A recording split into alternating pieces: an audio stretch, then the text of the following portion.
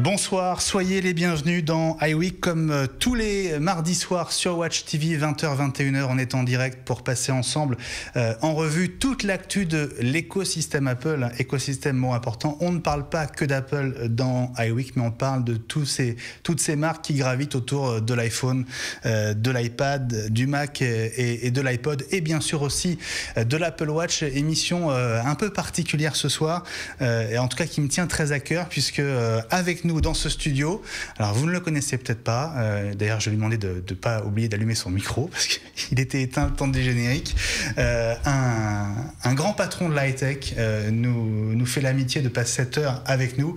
C'est Eric Surdège, l'ancien directeur général de LG France. Bonsoir Eric. Bonsoir à tous. C'est un plaisir Eric de vous accueillir dans iWeek. Alors on vous reçoit à l'occasion de la publication d'un livre, alors qui n'est pas du tout consacré à Apple, mais évidemment, vous avez vécu ces années qui nous conduisent jusqu'à 2015, années au cours desquelles Apple a lancé l'iPhone, l'iPad, aujourd'hui l'Apple Watch. On en parlera avec vous tout à l'heure. Ce bouquin assez étonnant, voilà, chez Calman Levy, Ils sont fous, ces Coréens.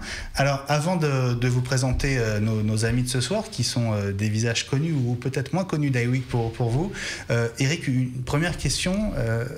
Il faut rappeler que vous avez été le premier non-coréen à diriger une filiale de LG à l'étranger. Comment ça s'est passé Comment est-ce que vous avez été nommé ? Voilà, je suis resté dans le groupe LG pendant une dizaine d'années et l'ai quitté en début 2012. Et effectivement, au niveau des cadres dirigeants mondiaux, très peu de cadres passaient le cap des trois années. Tant il était relativement compliqué, quand on n'avait pas la culture coréenne, de travailler et de collaborer avec les Coréens au quotidien. Il se trouve que je suis arrivé pendant une période où le groupe LG a apporté beaucoup d'innovations sur le marché high-tech, et en les mettant en bon ordre et en atteignant des croissances assez incroyables dans un marché déflationniste d'une part, et en profitant du savoir plus et du bénéfice des innovations, la France a pu avoir des bons résultats. Et au bout de quelques années, 5 à 6 ans, étant toujours en poste et résistant au management assez militaire des Coréens, le groupe LG a voulu à la fois récompenser un non-coréen en l'intégrant dans le top 400 des décideurs mondiaux qui dirigent toute l'organisation. En même temps également, ça leur servait de label, de faire valoir pour dire qu'ils n'étaient pas qu'une société coréenne. Alors, vous n'avez pas vraiment répondu à ma question, donc je vais la reposer, hein, c'est comme ça. Qu'est-ce qui a fait que vous avez été nommé ? On peut rappeler à quel moment c'est arrivé d'ailleurs ?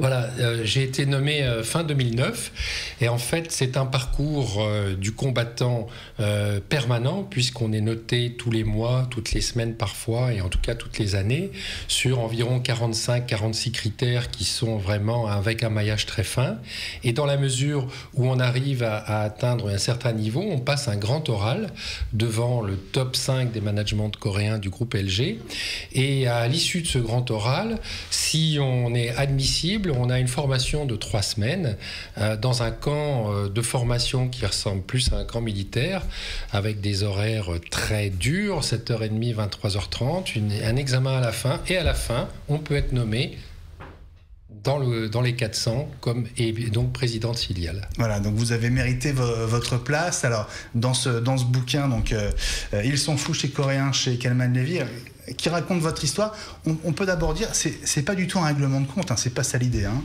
Non, excusez-moi pour l'écouteur.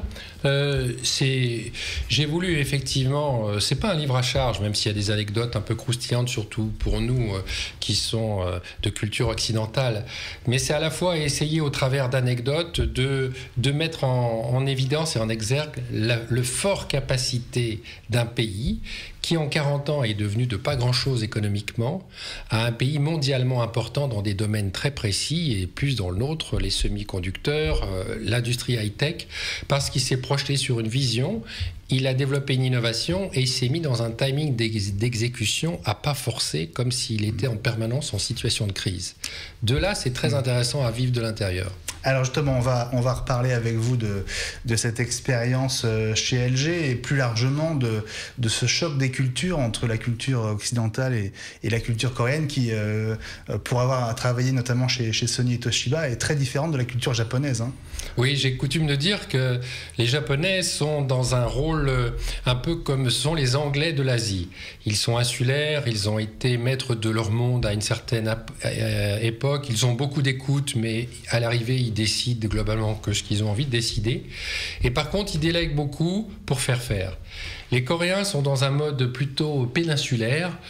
C'est un petit pays par la taille qui a environ 38 millions d'habitants quand on parle de la Corée du Sud et qui lui a compris que ces défis, et c'est un pays très pauvre, esclave des Japonais jusqu'en 1946, qui a acheté son indépendance économique en se projetant sur des défis infernaux et en mettant tout le pays en ordre de marche militaire, à commencer par la crèche, l'école, etc., pour atteindre des objectifs que nous, occidentaux, pensons impossibles.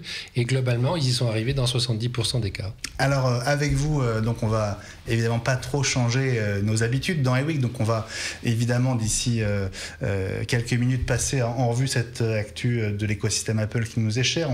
On parlera ensuite avec vous des moments que vous avez vécu chez LG et pendant lesquels vous avez été observateur de cette actualité Apple aussi. Vous avez vu monter en puissance le géant de Cupertino, notamment vous étiez en poste au moment de l'annonce de l'iPad en 2010. Et puis vous étiez avant ça, comme je le disais, chez Sony et Toshiba. Donc vous avez été spectateur très, très attentif, j'imagine, de ce qui s'est passé. On va en parler évidemment avec vous, Eric. Je voudrais vous présenter nos amis pour cette heure de direct. Alors, un visage connu et deux visages nouveaux pour vous sur iWeek. Alors, à gauche, il s'appelle Teddy et son site MyTeddyLand, c'est un peu devenu le rendez-vous incontournable de toutes les vidéos consacrées à la high-tech. Alors, je suis très heureux de t'accueillir dans iWeek, Teddy. Bonjour et bienvenue. Bonjour Benjamin, merci pour l'invitation et ravi d'être là avec vous parce qu'effectivement d'habitude moi je suis de l'autre côté, je vous regarde, donc là le fait de participer ça fait un peu bizarre mais ça fait plaisir. Voilà, et tu es aussi toi aussi un observateur de ce monde de la high-tech, donc évidemment tu vas pouvoir profiter de la présence d'Eric Surdej avec nous parce que je suis sûr que l'heure va être trop courte et qu'on aura évidemment trop de questions à lui poser. Au milieu de l'écran, un autre nouveau dans iWeek, et aussi je suis très très heureux de l'accueillir, c'est Anthony Nelzin que vous retrouvez sur MacG Mac Génération. Salut Anthony. Bonsoir à tous. Bonsoir, bienvenue. Alors, si tu es là avec nous ce soir, c'est notamment parce que tu es l'auteur d'un livre sur photo, qui est la nouvelle appli de gestion des photos dans OS 10, hein, très, très simplement. Oui, qui est sorti la semaine dernière en même temps qu'une mise à jour de OS 10 Yosemite. Et donc on a publié en même temps le livre, donc ça fait une petite semaine maintenant, et depuis il marche plutôt pas mal. Voilà. C'est une introduction pour passer des anciennes applications avec photo et aperture à la nouvelle photo. Voilà, et tu vas nous expliquer d'abord qu'est-ce qu'on y gagne, et puis peut-être comment on fait pour que cette transition se passe bien et qu'on ne perde pas toutes ces photos en cours de route. C'est des choses qui arrivent dans le monde de la high-tech au moment de transition entre deux générations de logiciels. Et puis avec nous, alors un habitué, une figure, un peu la statue du commandeur d'iWeek, c'est Eli Abitbol. Salut Eli, comment vas-tu ? Bonsoir Benjamin, bonsoir tout le monde. Ça va plutôt bien. Écoute, ravi de t'avoir avec nous, d'autant que tu ne vas pas pouvoir rester pendant toute l'émission. Alors on va profiter de toi au début en tout cas. Je rappelle que tu es Apple Premium Reseller, donc tu es revendeur Apple avec 2 magasins à Nice et à Cannes, et tu es l'une des légendes, l'une des mémoires vivantes de l'histoire d'Apple et de cet écosystème justement. Je ne dis pas de bêtises. Non, c'est vrai. Et les gens sont assez surpris des fois de savoir qu'il y a 35 ans, on vendait de l'Apple, déjà. Déjà, voilà. Donc, bienvenue à nouveau dans iWeek. Et puis, on est nombreux ce soir. On accueille aussi un habitué d'une autre émission de Watch. Un lundi sur deux à 20h, c'est l'actu Android qui est passé en revue et à la moulinette d'Andromag. Et c'est notamment avec Mathieu Dos Santos, Android MT. Salut Mathieu. Salut tout le monde, comment ça va ? Eh ben écoute, ça va très très bien. Idem, ravi de t'accueillir dans iWeek. Ravi de rencontrer Monsieur Surdège. Merci. Bonjour. Eh ben écoute, on est tous ravis d'être ensemble. Alors vous savez quoi, on va faire simple. Moi j'ai toute une série de questions évidemment à poser à Eric. Si l'un de vous a envie d'intervenir à un moment, on est en direct à la bonne franquette, vous n'hésitez pas. Et vous qui nous regardez, vous avez aussi le hashtag iWeekTV sur Twitter pour nous envoyer vos messages, vos questions, bien sûr pour Eric Surdège, et vos réactions. Alors Eric, on va revenir sur cette aventure, le mot est faible, chez LG. Qu'est-ce qui vous a le plus surpris? Je crois que le premier jour a commencé très très fort. Vous n'avez pas eu de période de chauffe, c'est pas un diesel. Ah, c'est sûr que je venais de 13 ans de japonais avec un monde et une relation relativement ouatée et précautionneuse. Et le premier jour, après l'accueil assez professionnel du président qui m'a remis un package avec environ une trentaine de listings assez denses, j'ai été installé dans mon bureau pour en prendre connaissance. Et j'étais installé à côté du bureau du président de la filiale à l'époque. Et j'ai senti le ton monter, les cloisons étaient relativement faibles. Il y avait quelqu'un dans son bureau avec lui. Voilà, ouais. Il discutait et j'ai senti qu'il y avait, le ton est monté très fort et j'ai reconnu très vite la voix du président. Et il n'y avait plus de contestation en face de lui. Et à un certain moment, j'ai entendu un bruit sourd contre le mur, qui était juste mitoyen à mon bureau. Et j'ai compris, je suis sorti précipitamment et mon assistante m'a expliqué que le collaborateur venait d'échapper à un lancement de bottin, de listing, tant le président était excédé sûrement par une question que je ne connaissais pas. Et mon assistante m'a rassuré en me disant « Ne vous inquiétez pas, ça arrive de temps en temps, ça fait partie du fonctionnement normal, très, on dit hot temper, c'est-à-dire qui s'énerve très vite, des Coréens en général. » Est-ce que vous saviez dans quoi vous mettiez les pieds? Est-ce que vous aviez été prévenu que l'ambiance allait être différente de tout ce que vous aviez connu jusqu'à là? Oui, enfin j'ai été, je dirais curieusement, ceux qui m'ont le plus alerté et qui ont été vraiment dépités quand je suis parti, ce sont les Japonais avec qui je travaillais. Les patrons japonais du groupe Toshiba en l'occurrence ont été, je crois, déçus que je démissionne, mais très très contrariés que je puisse accepter d'aller dans une organisation hiérarchique, militarisée, qu'ils avaient colonisée de plus pendant des années et qui pour eux n'avaient pas encore suffisamment de technologie et de savoir-faire. Donc ça a été vraiment le point le plus discutable pour eux. Par ailleurs, je savais effectivement, pour évoluer dans le métier depuis une vingtaine d'années, les Coréens avaient une réputation de savoir-faire dans certains cas, mais avaient une réputation aussi de très complexe à fonctionner avec les Européens et les Occidentaux en général. Et c'était une sorte de défi, parce que d'un côté, j'avais bien identifié l'innovation naissante et la potentialité du développement de ces marques qui n'existaient pas ou peu en Europe dans les années 2001.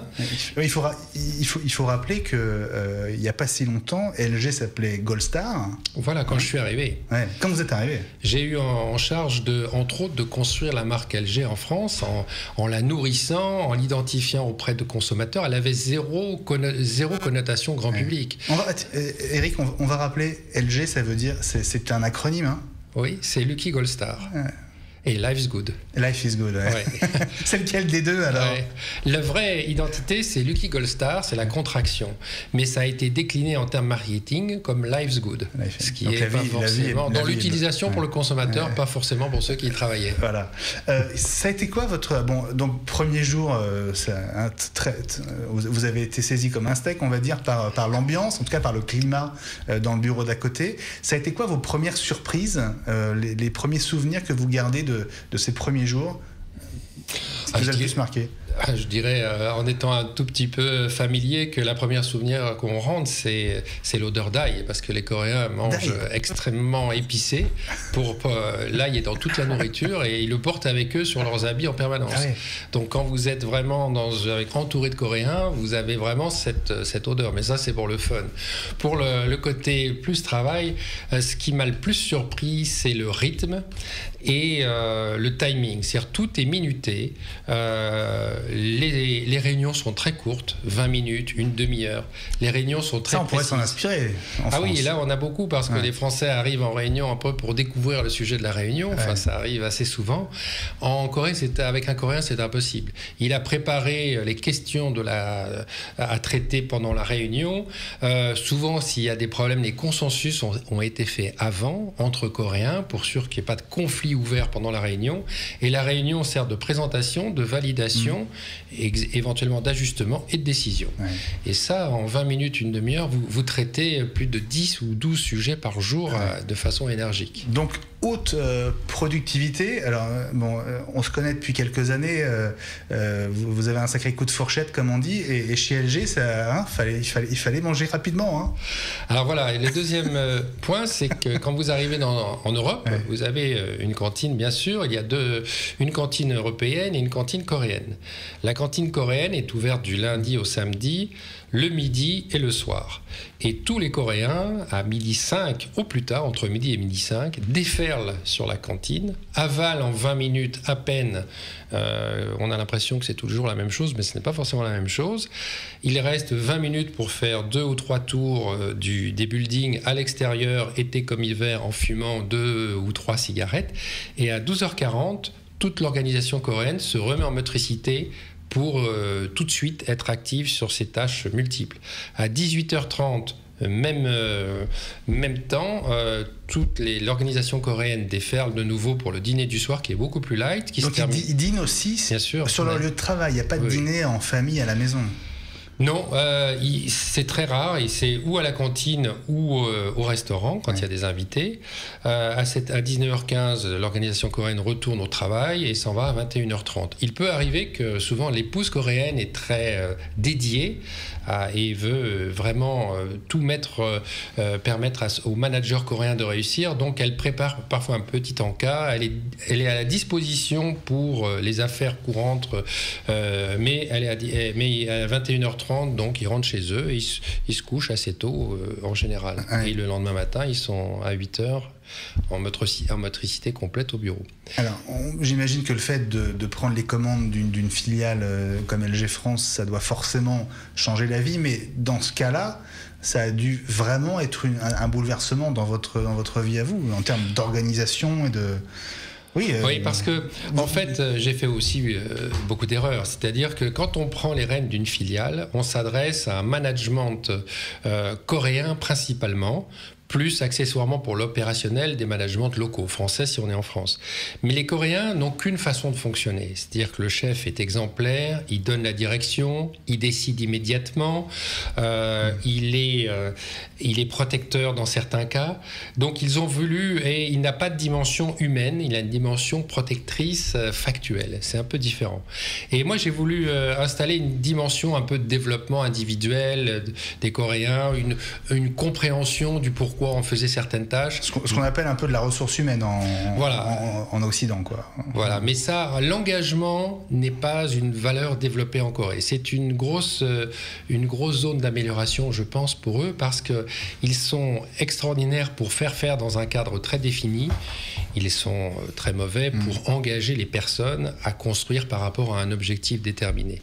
Ils les engagent par contrainte, y compris les Coréens, mais pas par compréhension et par contrôle et délégation.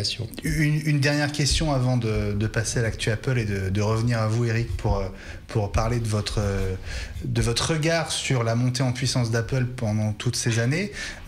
Qu'est-ce qui explique que les Coréens, et je pense aussi à Samsung évidemment, sont montés en puissance presque en parallèle et au moment où c'est arrivé et pas plus tôt? Qu'est-ce qui explique que ça ait lieu, on va dire, depuis une quinzaine d'années, on peut dire? Oui, enfin, c'est d'abord des décisions économiques qui sont invraisemblables pour nous qui avons la culture européenne. C'est-à-dire que après la faillite où il y avait un endettement extrêmement fort de la Corée, le top management a donné des crédits pas illimités mais très profonds pour construire la Corée sur des ancrages internationaux comme les chantiers navals, comme l'industrie chimique, comme l'électronique. Et donc ils ont mis beaucoup de ressources en perdant beaucoup d'argent, en acceptant de perdre perdre beaucoup d'argent pendant 5 ou 6 années pour construire des usines qui n'existaient nulle part en taille, des développements des laboratoires colossaux pour le plasma, les écrans, la téléphonie, à un degré moindre, le gros électroménager aussi. Et ils se sont mis avec cette conquête pour multiplier par 100 le chiffre d'affaires qu'ils faisaient. Un groupe comme LG, moi quand j'ai été dirigé pendant 10 ans, a fait x12 en 10 ans, ce qui est rare dans l'électronique, en dehors de Samsung qui l'a sûrement fait également. Et ça se fait par une vision des objectifs, on dit de malade, et une délégation de chaque partie de l'objectif à une partie de l'organisation coréenne qui doit se concentrer à le faire et surtout pas à regarder ce que fait le voisin. Alors, on va revenir dans un instant sur l'actu Apple, évidemment, mais je voudrais me tourner vers nos camarades qui sont en ligne d'un peu partout en France. Est-ce que vous avez une question pour Eric Surdège ? Pas encore sur l'actu Apple et sur les produits Apple, mais peut-être sur les Coréens, son expérience chez LG, sur cette culture.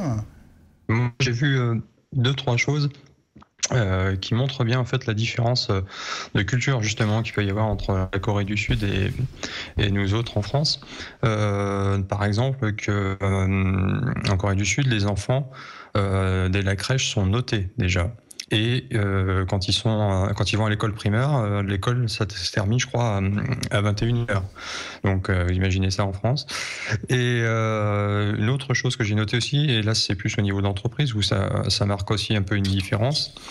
Je ne sais pas si c'était ton cas, Eric, mais dans les sociétés coréennes, généralement, le bureau du président est situé juste au-dessus de l'entrée, ce qui lui permet de surveiller les allées et venues de ses employés.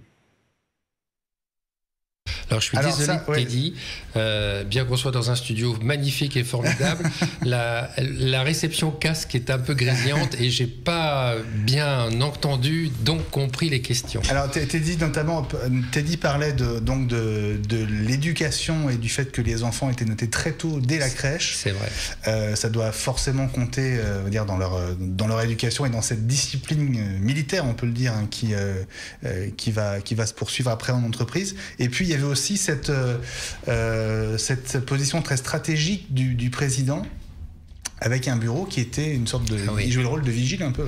Ah, complètement, que j'ai eu à jouer. Alors sur le premier point, c'est un point essentiel dans la culture coréenne.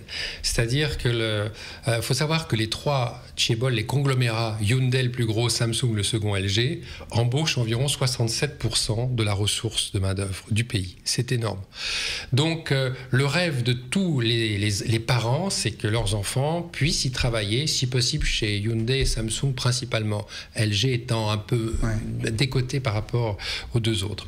Et à partir de là, tout est militarisé, y compris à la crèche, les enfants sont classés, mais le pire, c'est l'école primaire, où les écoles, la sélection se fait vraiment à l'école primaire, qui a globalement la même que la nôtre, mais avec une année plus, où là, les enfants ont des horaires de travail qui vont de 8h30, 9h à 21h30 tous les jours, y compris le samedi matin, avec beaucoup de devoirs. Et il y a une sélection naturelle qui se fait par les classements, qui prédispose à l'entrée dans les universités qui, elles, commencent plus tôt. Et il n'y a pas de grande école en Corée. Et à les universités, vous avez, chaque ville a sa grande université avec de nombreuses matières. Vous êtes classé. Et vous êtes 1, 2, 3, 4 jusqu'à 1000, je suppose. Et Hyundai, Samsung se battent pour récupérer les 150, 200 premiers de chaque université. LG en a quelques-uns et prend le rang d'après. Et cette culture, quand vous arrivez dans l'entreprise, vous avez un classement, un ranking qui dure 4 ans en fonction des étapes avec lesquelles vous avancez. C'est un peu comme au judo. Vous passez des grades, etc. Vous dépassez vos collègues, vous êtes dépassés. Et en fait, ils ne sont que dans cette culture-là. Alors, la force, c'est que ça donne une dynamique ahurissante. La faiblesse, c'est que ça, sans arrogance, j'ai vu beaucoup de Coréens, j'ai vu des Coréens très intéressants, mais ça tue tout l'esprit créatif, génieux, talent, parce que ça modélise chacun dans des cases très précises et ils se ressemblent beaucoup sur leur comportement. Ouais. Est-ce que... Je suppose qu'il n'y a pas de syndicat. Alors, question d'Elie, Elie suppose qu'il n'y a pas de syndicat en Corée. Non. En Corée, c'est un peu comme en Allemagne. Il y a des syndicats qui sont très en amont et qui sont, par contre, pas en Allemagne, par rapport à l'Allemagne, qui ne sont pas puissants du tout. Ouais.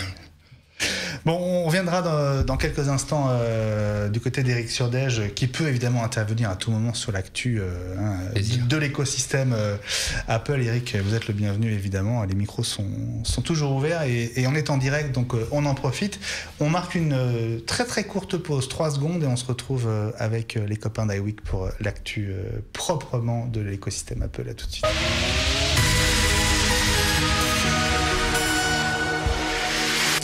Voilà, et cette actu, elle commence par pas mal de nouvelles qui sont tombées ces dernières heures. La première d'entre elles, elle concerne un événement qui aura lieu, qui démarrera, on le sait maintenant de manière officielle, le 8 juin.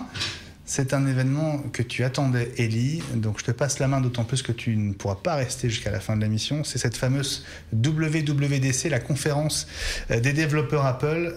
Donc on a la date de début, ce sera le 8 juin. Absolument, et c'est la grande messe annuelle pour tous les passionnés, pour tous les développeurs et pour tous les amateurs de technologie. Et on va voir si cette année ils battent encore le record de vente des places, qui sont assez chères d'ailleurs, et qui avaient été vendues l'année dernière en, je crois, 30 secondes. Et cette année, elles sont mises en vente vers 19h, je crois. Et donc on va voir en combien de temps ils les vendent. Record à battre. Alors normalement, il n'y aura pas de record à battre, c'est l'avantage cette année. Comme l'an dernier, c'est un système de tirage au sort, parce que justement ça partait tellement vite que c'était plus possible de les acheter. Voilà. Donc le tirage au sort est déjà ouvert, on peut s'inscrire jusqu'au 17 je crois. Et lundi ou mardi prochain, Apple annoncera la liste des heureux gagnants qui auront le droit de débourser 1 499 € pour aller à San Francisco. C'est l'inverse d'une loterie. D'habitude, à la loterie, on gagne de l'argent. Là, on gagne pour en donner. Voilà. Pour être tout à fait précis, donc les inscriptions sont ouvertes jusqu'à vendredi 19h heure française, et les heureux élus seront prévenus au plus tard dans la nuit de lundi à mardi à 2h du matin. Si à 2h du matin vous n'avez pas de mail, c'est que vous n'aurez pas le droit de débourser 1 499 $ pour assister à cette conférence à San Francisco. Autre info qui concerne l'actu Apple, c'est une série de mises à jour des logiciels de production vidéo. Je pense notamment à Final Cut, à Compressor et à Motion. Il faut préciser qu'on est en pleine semaine du NAB à Las Vegas. Qui veut prendre cette petite info? Teddy, tu as suivi? Tu t'en sers? Non, pas du tout. Pas du tout. Désolé pour le coup. Alors, non, mais... Ellie, toi, tu peux. Oui, j'ai suivi la mise à jour. Elle est en cours sur mon poste. Je l'ai interrompue pendant l'émission parce que sinon la bande passante risquait un peu de souffrir. Donc les 3 versions, les 3 applications majeures pour la production vidéo, donc Final Cut, Motion et Compressor, ont une nouvelle version. Caractéristique principale, elle ne fonctionne maintenant que sous Yosemite. Point, c'est tout. Donc si vous voulez la dernière version avec toutes les nouveautés, vous êtes obligé de passer à 10.10. C'est une façon comme une autre de faire migrer les gens. Et sinon, les principales nouveautés, il y a toute une liste, elle est énorme, on peut citer les principales, mais ça commence par le fait que ça fait maintenant des jolis titres en 3D. Absolument. Bon, c'est pas une mise à jour majeure du tout. On attendait une 10.2 plutôt, au 10. Attendez, je suis perdu. Rappelez-moi où on en est. Non, c'est une 11, on va dire. Voilà, on attendait une version 11 et ce n'est qu'une version 10.2. Voilà, je retrouve mes petits. Une autre info, cette fois c'est toi qui me l'as soufflé tout à l'heure, Ellie. Apple dans le collimateur du fisc en France. Oui, et effectivement, on pourrait se dire, il était un peu temps. On va revenir sur cette dichotomie incroyable d'Apple, qui est en même temps une société qui fabrique des produits merveilleux qu'on adore, avec des ingénieurs extraordinaires, et puis une société qui commercialement est redoutable et qui cherche l'optimisation fiscale par tous les moyens. Et donc, ça fait des années et des années qu'Apple ne paye pas d'impôts en France, et d'ailleurs dans les autres pays, je suppose. Et comme ils publient leurs chiffres d'affaires, et d'autant plus maintenant qu'ils ont des Apple Store physiques, ils sont obligés de publier les comptes des Apple Store qu'on peut consulter au tribunal de commerce, qu'on peut consulter sur société.com et d'autres méthodes. Et le fisc a fini par comprendre qu'Apple ne payait pas beaucoup d'impôts par rapport aux chiffres d'affaires qu'il déclare. Donc, du coup, il s'y intéresse. Maintenant, Voilà. ceci dit, c'est peut-être pas illégal d'optimiser, hein, mais la question c'est, peut-on payer si peu d'impôts avec les chiffres d'affaires et les quantités qu'ils annoncent, quoi? Ouais. Tu sembles dire, Elie, que ça leur, entre guillemets, pendait au nez depuis un moment? Ah oui, parce que tout le monde connaît maintenant les chiffres de vente Apple. Ils sont publiés régulièrement partout, dans tous les magazines. On en parle nous-mêmes de temps en temps ici. Et quand on voit les impôts qu'ils payent en France, c'est ridicule. Et quelque part, c'est un peu injuste parce que nous faisons tous des efforts, nous payons tous des impôts. Je ne vais pas revenir là-dessus sur le niveau d'impôts qu'on paye en France. Mais une société comme Apple qui est richissime à milliards et qui a tellement de cash disponible, c'est quand même pas très logique qu'ils ne participent pas un tout petit peu au développement de l'économie française. Je vous rappelle juste un petit détail, que tout ce que vous achetez dans un Apple Store physique ou en ligne ne profite pas à l'économie française, va directement dans un paradis fiscal, ce qui est quelque part un peu injuste. Éric Surdej, c'est quoi votre regard justement sur ces montages fiscaux finalement que permet, faut quand même le dire, hein, que permet la réglementation européenne maintenant? Est-ce que moralement c'est acceptable? C'est plutôt sur ce terrain-là qu'on se situe, Eric? Non, c'est bien sûr pas acceptable. Je suis tout à fait d'accord avec ce qu'a expliqué Elie. Et c'est quelque chose qu'on retrouve assez souvent dans les grandes multinationales américaines qui ont une capacité à jouer, à utiliser, toujours en étant à la limite de leur jeu, les potentiels des différentes fiscalités locales et en profitant un peu de tout ce qui était en amont. C'est vrai qu'Apple étant une société plutôt de software que de hardware, même si le hardware, il faut absolument, avec le cash qui brasse, qui se mettent en mesure d'en laisser un peu moins dans leur filiale, j'imagine, pour crédibiliser un peu tout leur bilan financier, par opposition aux autres industriels qui sont plus des industriels qui gardent plutôt, eux ils payent leurs impôts, mais ils en payent peu parce qu'ils déclarent en général des résultats assez modestes et tout le profit restant en Corée dans les prix de transfert en usine en général. C'est un autre business model, moins élégant, mais qui utilise une autre façon d'optimisation fiscale. Alors on va venir à l'actualité de... Ce qu'il faut rajouter, c'est qu'Apple n'est pas la seule. Évidemment, Google fait la même chose, Microsoft fait la même chose, Adobe fait la même chose. Ouais. Donc, on va pas. C'est juste qu'en ce moment, la justice s'intéresse à Apple, mais de la même façon, je pense qu'ils vont s'intéresser aussi aux autres. De toute façon, le gouvernement cherche de l'argent comme gouvernement. Donc, c'est un peu normal qu'ils essayent de réduire un peu ces disparités, mais ça ne pourra se faire que si l'Europe est d'accord. Et d'ailleurs, je pense que l'Europe veut aussi récupérer de l'argent. Hein, donc, non, Elie, ce qu'ils veulent, c'est des Apple Watch, c'est pour ça. Oui, ça aussi. Justement, Mathieu, merci pour cette magnifique transition, parce qu'on va parler maintenant de l'actu de l'Apple Watch, donc qui n'est pas encore disponible, mais qui est en précommande depuis le 10 avril. Vous avez suivi ça notamment sur Watch. Alors, pas de chiffre officiel de la part d'Apple, mais des estimations qui se situent, allez, on va dire, entre 1 million d'unités en 24 heures et 1 million d'unités, ou peut-être un peu plus, sur les 3 jours d'un gros week-end. Qu'est-ce qui vous semble le plus vraisemblable, mes chers amis?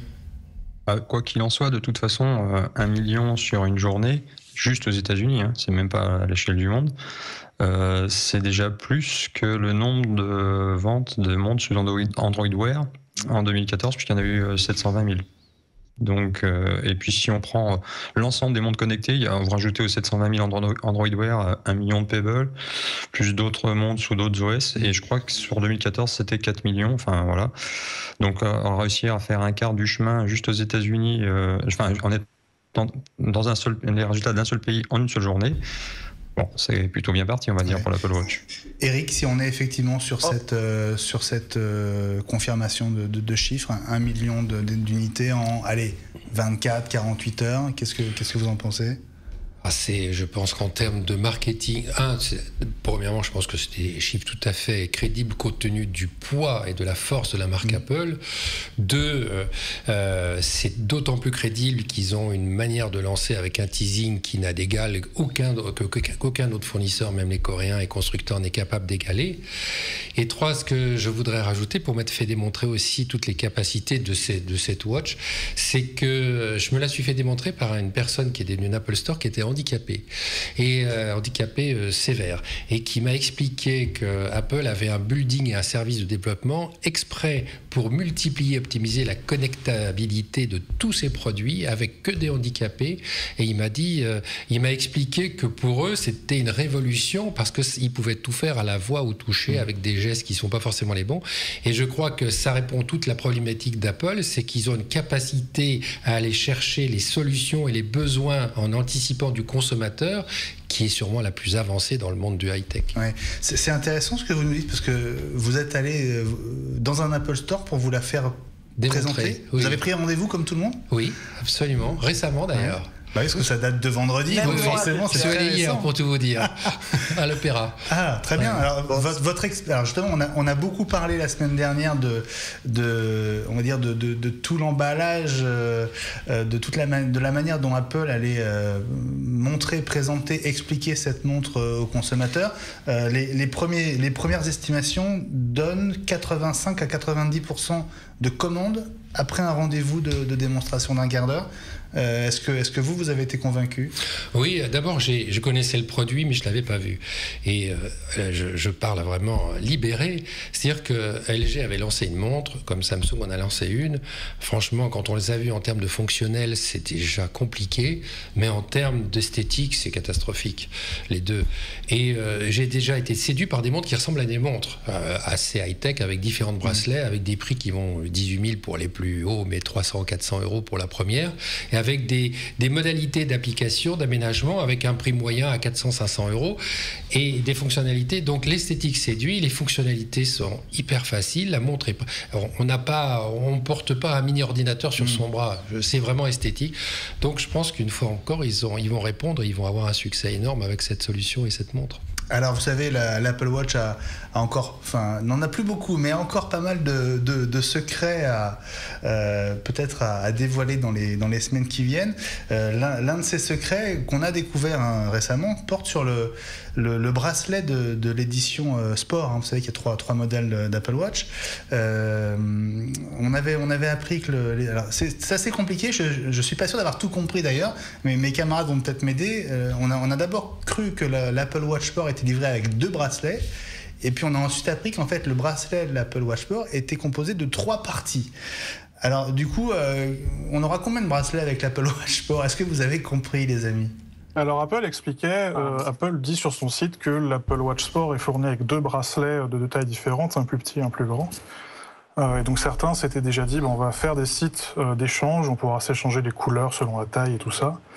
Et en fait, il y a des sites qui ont été créés exprès pour ça. Il y a 3 ou 4 sites qui ont été créés pour ça. Certains nous ont même contactés pour qu'on parle d'eux. Donc c'était vraiment, ils s'y attendaient et ils voulaient faire des plateformes d'échange. Et en fait, avec les premiers déballages, notamment de la presse américaine, on s'est rendu compte qu'il n'y a pas 2 bracelets complets, mais il y a 3 demi-bracelets. Donc il y a la partie où il y a le clou, donc qui permet de fermer le bracelet. Et ça, il n'y en a qu'un seul. Et il y a 2 extensions, donc la partie où il y a les trous. Donc il y a une courte et une longue. Et donc forcément, si on veut échanger son bracelet, on ne peut plus porter sa montre parce qu'on n'a plus le clou. Ou sinon, il faut échanger un demi-bracelet. Donc c'est un peu l'astuce. On le voit bien là sur l'image qui est à l'écran, l'image de l'emballage, où il n'y a que 3 emplacements et pas 4. Donc il y a 3 demi-bracelets et pas 2 bracelets complets. Voilà, donc vous ne pourrez pas échanger le bracelet dont vous ne comptez pas vous servir. En fait, vous n'en avez pas vraiment 2 dans l'emballage.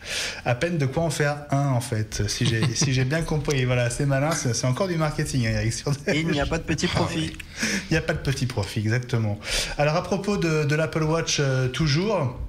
Vous savez que l'une des grosses questions concerne l'autonomie de cette montre.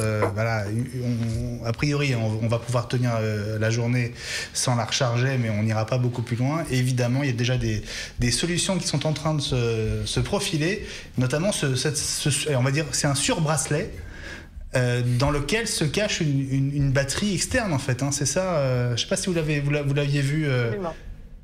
Non, je découvre. Moi, j'ai regardé ça tout à l'heure. Ouais.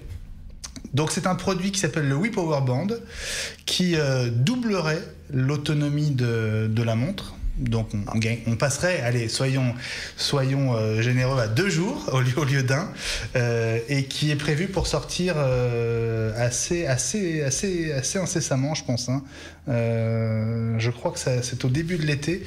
On est à 89 et $99 pour ce sur-bracelet.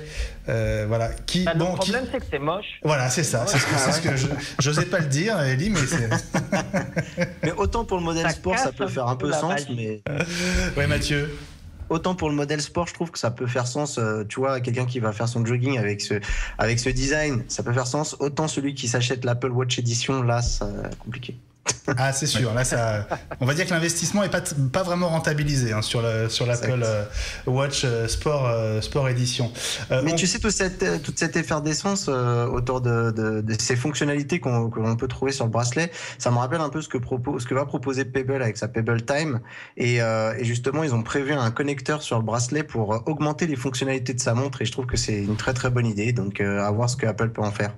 Eh ben, écoute, ça tombe bien que tu en parles, Mathieu, parce que justement sur l'Apple Watch, il y a un petit connecteur qui livrerait bien quelques secrets, un connecteur secret qui se trouve en fait, vous le voyez, une fois qu'on enlève le bracelet de l'Apple Watch, il y a ces mini connecteurs qui pourraient peut-être permettre d'apporter de nouvelles fonctions à la montre.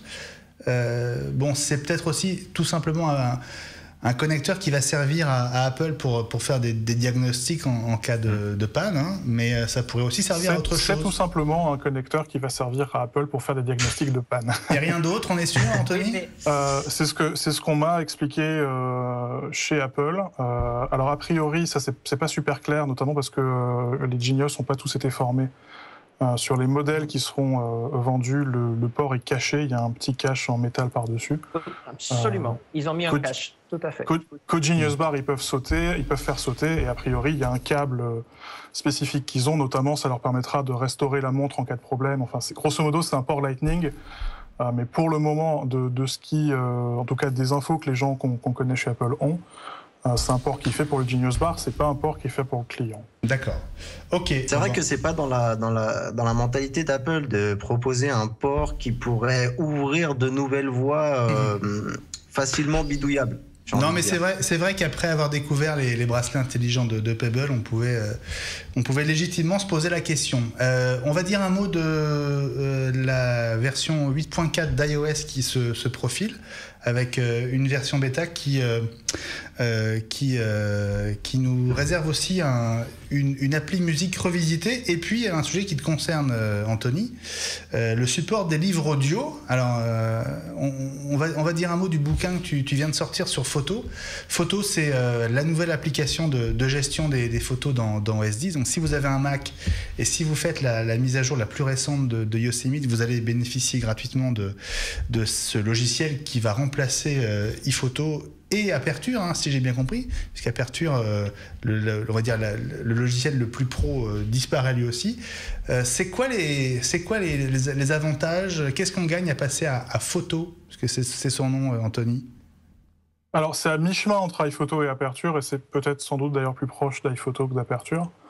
Ce qu'on y gagne, c'est que c'est plus simple et plus rapide qu'iPhoto. Et surtout, c'est intégré à iCloud.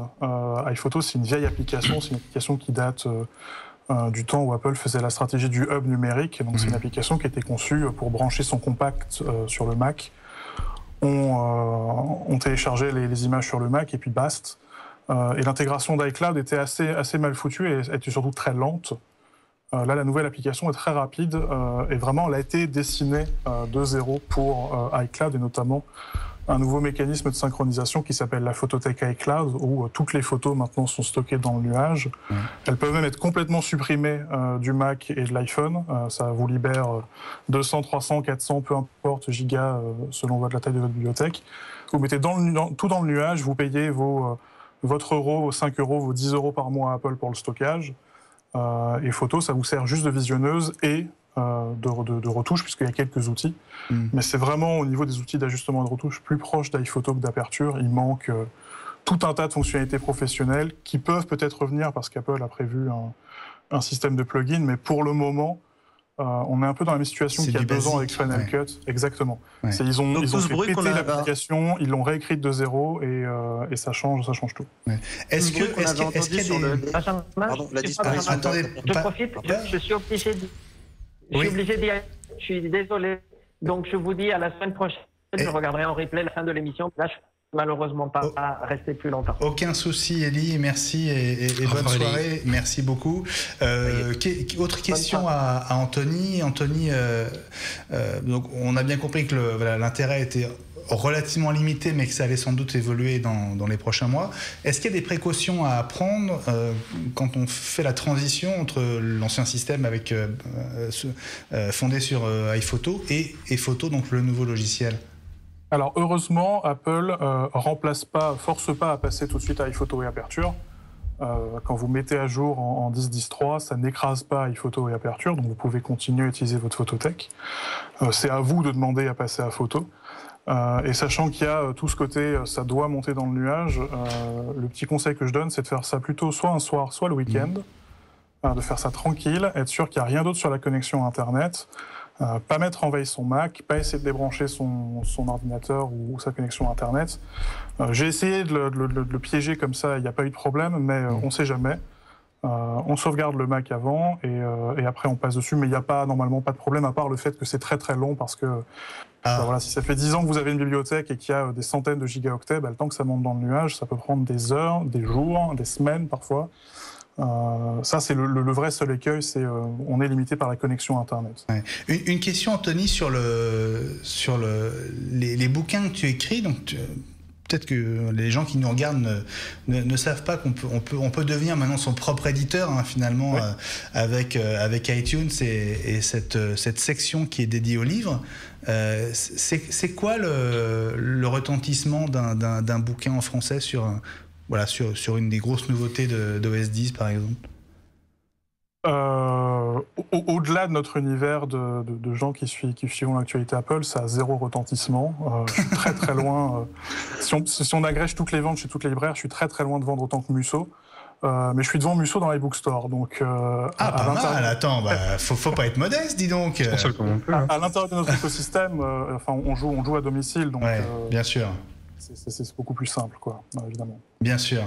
On va dire encore deux mots de l'actu Apple avant de revenir à Eric Surdej et à son expérience justement de la marque à la pomme vue depuis chez LG. On parlait tout à l'heure, Eric, du marketing autour de l'Apple Watch. Estimation d'un cabinet américain qui s'appelle iSpot TV, 38 millions de dollars investis en pub par Apple depuis un mois pour l'Apple Watch. En comparaison, Apple avait dépensé à peine 4 millions de plus en 5 mois pour l'iPhone 6 et l'iPhone 6 Plus. Est-ce qu'il faut obligatoirement mettre autant d'argent sur la table pour que ça marche ? C'est-à-dire qu'il n'y a pas de règle là-dessus. Les règles de base, c'est quelle est la situation économique de l'entreprise, quel est le niveau de cash flow, quels sont mes objectifs. Et connaissant Apple en tant qu'énorme compétiteur de l'extérieur, je comprends très bien qu'ils aient eu décidé d'investir des sommes démesurées par rapport au ratio que ça représente, parce que sur une vision à plusieurs années, pour créer un marché qui globalement n'existe pas. Et s'ils s'installent sur ce marché avec 80-85% de part de marché comme ils savent le faire, ils risquent d'avoir un retour sur investissement dans quelques années qui absorbera totalement cet investissement de départ. Ouais. Mais on prête qu'aux riches et eux sont riches. Donc. Vous disiez à l'instant, il y a quelques instants, Eric, que les équivalents, les montres connectées que vous avez vus chez les autres constructeurs, notamment chez les Coréens, étaient pas au niveau, si je comprends bien. Est-ce que cet écart, est-ce qu'il est rattrapable pour vous? Ou finalement, est-ce qu'Apple a pris trop d'avance? Est-ce que c'est une lutte désespérée? Non, c'est pas... Parce que l'objectif prenons Samsung, qui est un solide numéro 2, son objectif est d'abord de réaliser, de créer du profit pour rémunérer les actionnaires, la famille. Et pour créer ce profit, un de leurs leviers, c'est l'innovation, le développement à moindre coût et la maximalisation des ventes sur le monde entier. Donc à partir de là, ils ont en face des marques qui sont parfois très fortes sur certains segments, comme Apple, devant, parfois qui sont en dessous, etc. Donc, je crois que, bien sûr, en vous écoutant, ça me rappelait une vieille publicité d'une marque de l'électronique qui a disparu depuis, mais qui disait l'important, c'est pas d'être le premier, c'est d'être le meilleur. Et je rajouterais, l'important, c'est d'être le meilleur au bon moment, de savoir créer cette demande du consommateur, la capacité du marché à l'absorber, et puis quelque part que le consommateur, il soit le premier qu'il recommande en premier lieu la marque parce qu'il en est satisfait. Ce qui s'est passé avec LG, où ça a été lancé en 2006, la montre que j'ai eue personnellement, la montre Samsung qui a été lancée plus récemment, qui sont des concours de développement technologique formidable ramenés à l'époque. Mais attendez, en 2006, vous avez eu une montre bien sûr, ouais. Connectée LG au poignet ? Bien sûr, oui, qui marchait jamais. Mais je l'avais, elle marchait en démonstration quand il y avait les grands patrons. Mais en utilisation, au bout d'une semaine, on ne l'utilise plus. Mais 2006, c'était il y a 10 ans, quasiment. Oui, c'était il y a 10 ans. Ouais. Et elle était aussi vilaine qu'infonctionnelle. Mais en fait, c'était ce que j'appelle le concours de muscles entre les deux Coréens, qui veulent toujours, qui pensent que souvent souvent on dit autre chose que le muscle, mais voilà, c'est le muscle, c'est comment on s'en sert en fait. Donc il y a vraiment des concours de muscles comme ça, de savoir-faire, de développement innovants qui sont parfois efficients, mais qui à l'arrivée ne répondent pas à des attentes de marché. Et la position d'Apple sur sa montre, c'est qu'ils sont, je vous donne rendez-vous dans quelques années, mais ils vont prendre 80% du marché de la montre connectée. Parce mondiale. que jusqu'à il y a quelques mois, on leur reprochait quand même de ne pas se presser, de ne pas être les premiers. Justement, est-ce qu'ils ont su attendre le bon moment, selon vous, pour arriver sur le marché ? Ça, je ne sais pas vous répondre parce que, je veux dire, moi, je suis très attentif au phénomène de mode. Tous les étés, il y a des produits qui prennent beaucoup d'argent dans le porte-monnaie du consommateur parce qu'ils répondent à une mode, à une tendance, et 2 ans après ou 2 ans avant, c'est trop tard. Apple, il est dans une autre division, il joue en Champions League, c'est d'actualité en plus. Donc lui, il va créer le marché. Demain. Et ce soir aussi. Ce soir aussi, c'est vrai, ça commence ce soir. Pour notre ami Eli qui est parti. C'est ça, il est parti pour ça. Il est capable.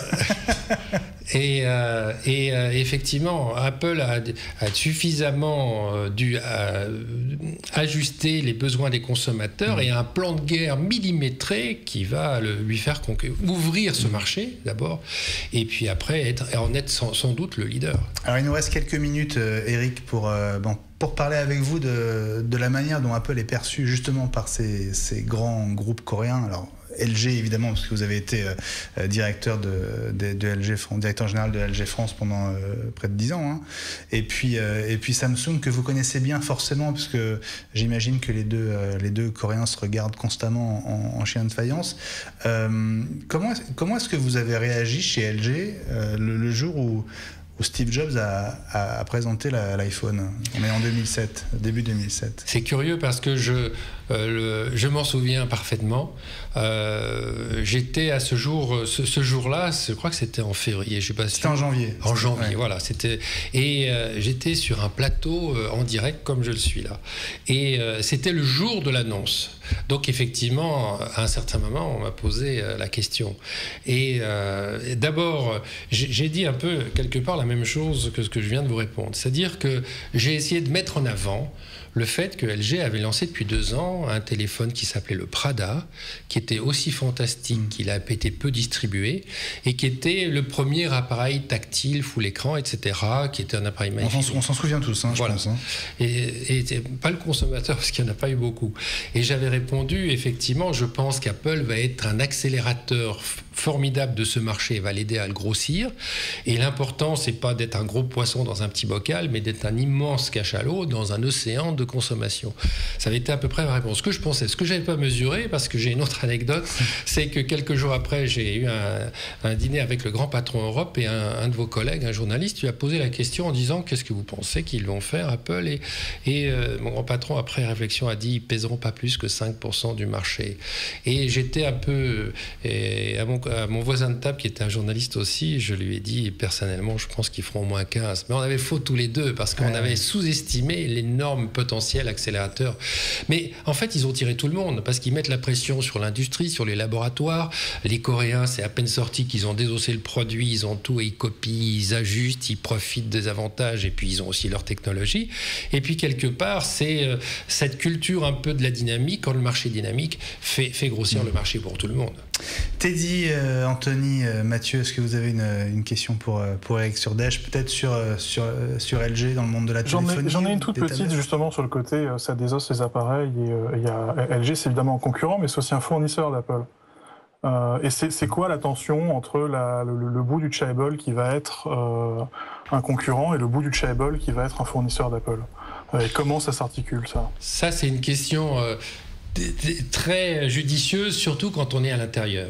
Et là, il faut se ramener, à mon avis, c'est moi qui parle, c'est-à-dire que l'actionnaire principal, il n'a qu'un objectif. C'est d'optimiser le profit avec le maximum de cash flow. Après, il a deux outils majeurs. Il a l'industrie il a les ventes marketing. L'industrie développe et vend aux filiales marketing, et l'industrie développe et vend aux sous-traitants ou aux autres marques. Et souvent, cette partie du business rapporte beaucoup plus que la seconde qui sert à être visible. Donc, il est certain, et là, je n'avais pas du tout d'accès parce que ça se passait en Corée, mais que dans les priorités de développement et de livraison, ce qu'on appelle l'OEM, c'est-à-dire le fournisseur d'autres concurrents, est toujours privilégié chez les constructeurs en général, même si on ne dit pas toujours que c'est comme ça, parce que c'est beaucoup plus rémunérateur et qu'on alimente ceux qui vont être nos concurrents. Mais c'est pas vrai qu'en téléphonie. Teddy, Mathieu, oui. Profitez-en, il reste une grosse minute. Moi, je voulais juste demander à Eric à quel point, en fait, les deux concurrents que sont Samsung et donc LG s'espionnent, en fait. Je me demande ça, notamment dans le secteur de la télévision où ils sont devenus les deux principaux acteurs. Parce que lors de grands salons, comme par exemple au CES à Las Vegas, souvent, quand l'un présente une innovation dans sa conférence, une demi-heure après, l'autre fait une conférence et il annonce exactement la même chose. Donc, à un moment donné, on se dit c'est pas possible, ils étaient pas au courant, quoi, parce que le même jour, une demi-heure après, boum, on vous propose le même truc. Là, je peux pas répondre exactement parce que je ne sais pas. Ce dont je suis sûr, c'est que oui, ils s'espionnent en permanence. Et que vous demandez à un Coréen d'LG ou de Samsung quel est son pire concurrent, il vous répondra c'est Samsung, c'est LG et vice-versa. C'est une guerre. Nous, on avait interdiction de parler aux gens de Samsung dans les filiales, à nos collègues. Ce qu'évidemment, on ne respectait pas parce que c'était des amis et c'était des concurrents sur le terrain et puis on jouait pas toujours avec les mêmes armes. Mais c'est sûr que dans l'industrie, les Coréens, vous le savez, tout leur engineering, il est dans des bunkers à Séoul. Alors, il arrive qu'il y ait des transfuges, notamment de Samsung à LG. Il n'y en a jamais de LG à Samsung parce que Samsung fait un complexe de supériorité par rapport au potentiel de ses équipes par rapport à celle d'LG. Alors, quand c'est un ingénieur, il arrive avec des brevets, mais c'est tellement segmenté, il y a tellement peu de gens qui ont la connaissance de tout, que je pense qu'ils concourent sur les mêmes choses en sachant que l'autre concourt, le plus grand écran, le plus petit téléphone, mais en faisant globalement à 80% la même chose, sans savoir exactement où l'autre en est. Mais mécaniquement, il y a des informations qui filtrent. Voilà les amis, on va devoir en rester là parce qu'on est en direct le mardi soir 20h-21h et on est au bout de cette heure qu'on a passée avec beaucoup de plaisir en compagnie d'Eric Surdège. Merci beaucoup Eric. Merci à vous Benjamin. D'être venu. Je vous rappelle le titre de votre bouquin qui se lit vraiment. Alors on le dévore et c'est comme un roman. Il y a des passages qui sont vraiment à la limite du vraisemblable, mais c'est pourtant ce qui s'est passé. Ils s'en foutent, ces Coréens. 10 ans chez les forcenés de l'efficacité, c'est chez Kalman Levy. Merci beaucoup et on espère vous revoir très très bientôt, Eric, sur le plateau de Watch TV. Merci à vous d'être passé. Je salue nos camarades aussi, Teddy, My Teddyland, Anthony, que vous retrouvez sur MacG évidemment, et puis Mathieu Dos Santos, Android MT. Merci beaucoup. Tu m'offres un petit mot? Juste très vite. Il y a l'école des fanboys, l'épisode 2 qui vient de sortir aujourd'hui et je te laisse répondre à la question de qui était notre invité. Voilà, vous le saurez en regardant donc l'épisode des Fanboys, ce podcast très sympa avec Teddy et Mathieu notamment. Merci beaucoup de votre fidélité à iWeek. À la semaine prochaine, 20h en direct sur Watch TV où les programmes continuent. Salut à tous. À bientôt, bye.